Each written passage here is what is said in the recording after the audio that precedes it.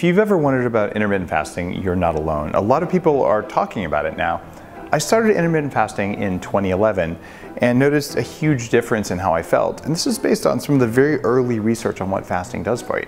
And the basic protocol isn't that hard. And it was a big part of the Bulletproof diet, which is now out in 14 languages and about 500,000 copies sold globally. So it was part of creating this phenomena.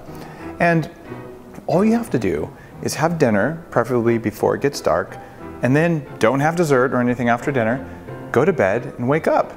In the morning, when you're intermittent fasting, all you have to do is have just water, or if you want to make it easier, you can have coffee. And if you have black coffee, it's a traditional intermittent fast.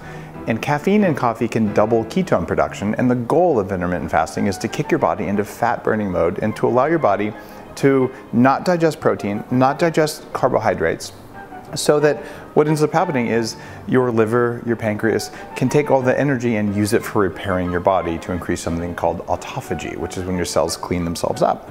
What you do next is you don't have lunch until after 2 p.m. and there you go. You've gone 18 hours. Even 16 hours is enough to trigger this. And if you have a voice in your head going, oh no, I'm going to starve to death, that's okay. I had the same voice in my head until I realized, you know what? I feel pretty good. But the first few times you do this, it's pretty likely around 11, 12, you're going to get really hungry. And the hack for that is something called Bulletproof intermittent fasting. And what you do there is in the morning, instead of having a cup of black coffee, you have a cup of Bulletproof coffee, which is made with bulletproof coffee beans, grass-fed butter, and brain octane oil. There is 0 carbohydrate and there is 0 protein in this. So what ends up happening is your body thinks you're still fasting because you didn't turn on all of that digestion, but you get quick energy in the form of ketones from brain octane oil. What happens when ketones go up is hunger and cravings go down. Then you just don't even notice that lunch didn't happen, and around 2 o'clock you say, I think I should eat. And I found I can do this as much as I want and I feel really good.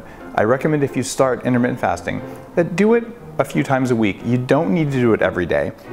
If you do it and you feel amazing, you still should occasionally have breakfast, because intermittent fasting is a form of stress on the body. It's a beneficial form of stress.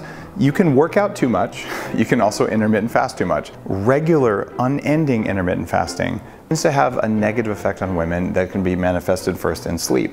And what you do there is you cycle. You do it some days, you don't do it other days. Just because it works really well for one day doesn't mean it's the recipe for every single day for the rest of your life. So for both men and women, I recommend do it often, but not always. And you won't run into those pitfalls of unending intermittent fasting or unending ketosis itself. So be kind to yourself, but give it a try. You'll be surprised at how easy it is with those hacks, and it's worth doing because the research is coming out every single day showing that all kinds of metabolic and hormonal benefits happen over time when you build this into your week, even just a little bit.